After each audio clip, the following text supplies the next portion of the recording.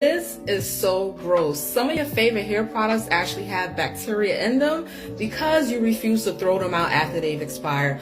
According to an article here that I found on the hair blog, hair products are more prone to be contaminated with bacteria because you didn't throw them out after a certain specific amount of time. That's mostly because they're made with water and preservatives, which after a while, that's the breeding ground for bacteria, and the preservatives begin to expire. And if you're using hair products and you're like double dipping into it, and you already have dirty hair, that's like pretty much adding bacteria back into that product as well, which is the reason why I like to use my products on clean hair. Look for symbols like this on back of products. That way you'll know when a product will expire. A useful tip that I use is I label my hair products so that way it reminds me as to the date that I first opened the product, and then that'll let me know when I should throw it out. You can also do this or keep a record in your phone. So I wanted to make a video today about why I am no longer a hair product junkie for now. So this isn't about putting people down who like to have a lot of products or anything like that, or making myself feel better than them or whatever the case may be. This is not that type of video. These are just the reasons why I decided to not purchase a whole bunch of hair products anymore. Inflation and the fact that I became a homeowner in early 2020, that's really taken up a lot of my discretionary income, if you will, or disposable income. And I just don't have it right now to be spending on a lot of hair products. And quite honestly, I used to get my hair products on sale. Like, if you ever came across a haul on my channel, or if you saw me talking about a whole bunch of hair products, 9 times out of 10, I got those things on sale. And another issue I had with having too many hair products was I never used them all. Like, literally, I just threw away 3 to 4 deep conditioners, and that's insane. I purchased a whole bunch of hair products in early 2020, and I still had a lot even up until 2022, those same hair products. And hair products, they expire within 12 to 24 months. And you can't see with your naked eye what particular ingredient may have molded or have spoiled in that particular hair product, but you're still using it. I know in my case, I was still using it because I'm like, oh, I'm about to get my money's worth. You know, I got all this deep conditioner left, so I'm gonna use it up. And I wasn't able to. Like, I try to wash my hair on a weekly basis, but then life got busy. Sometimes I wasn't able to wash it until 2.5 weeks later or 2 weeks later. So the products would just be sitting there. That's another reason why I think I did a rice water rinse one time in my life, and I absolutely did not like the way that it made my hair feel.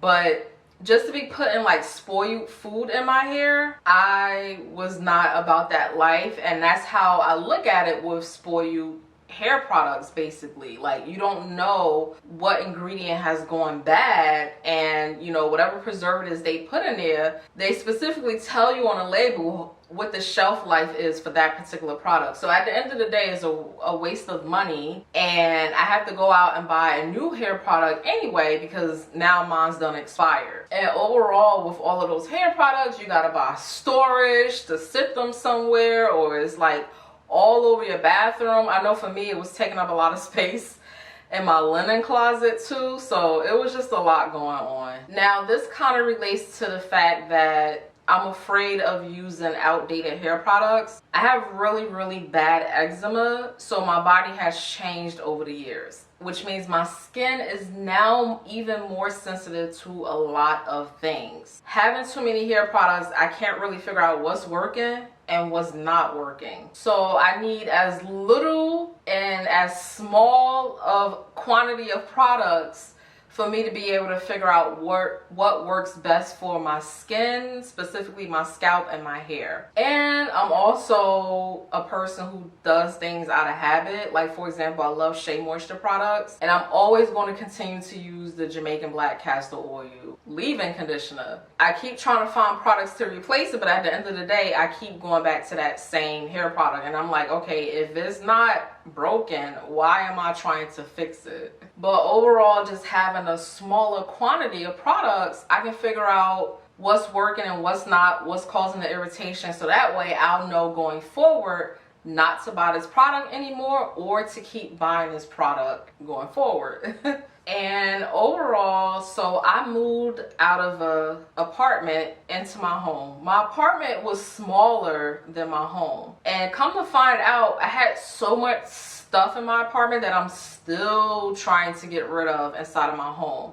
So I have been looking into a lot of ways to become more of a minimalistic person, or like really have a minimalistic lifestyle. I love watching videos about like tiny homes and people who travel with like little to no possessions almost, because just having a lot of stuff just makes your mind feel cluttered, and you always have to maintain that stuff. You always have to, like I said before, buy storage, in this case for hair products, or you're spending extra time cleaning up the bathroom because all of these hair products are all over the place, and it's just like you could be spending that time doing something else. So just having a minimalistic lifestyle really changes your thought process about a lot of things.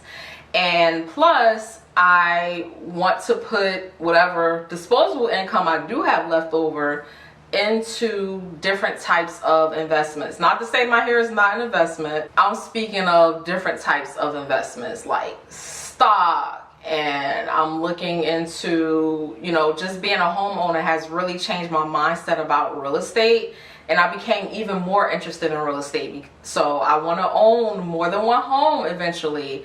And these are the things that I have to be mindful of when I'm spending so much money on hair products that I honestly don't need. Now, don't get me wrong, you still may see me buy a hair product here and there, and I may do a review on it, because that's pretty much what some of my videos are about sometimes. And who knows, I may come on here and do a product haul in the future. That's because, again, hopefully I'll find a sale and get all of what I need, because usually when I do a product haul, it's usually once a year. I'll get all of my products for the whole year, and then I'll show you guys what I've purchased. So when I do purchase hair products, now going forward, I'm definitely going to be smarter. Not to say that I wasn't smart in the past, because I think I did pretty well with my hauls. You know, trying to stay within a certain price range or whatever. I try to buy in bulk, so that way I'm not constantly buying a whole bunch of hair products on a regular basis throughout the year. Like, I'll be honest, at most, the most I've ever spent on hair products in a year for the whole 12 months now was probably about $100 to $150. That's it. Like, I don't really go crazy with spending a whole bunch of money on hair products. So that was pretty much it, you all. Just a really quick video about why I am pretty much no longer hoarding hair products anymore. Everything that I stated in this video pertains to my situation. I'm not telling anybody what to do. I'm not saying that it's a bad thing that you buy hair products, but what I will say is just be smart and try to catch you a good deal.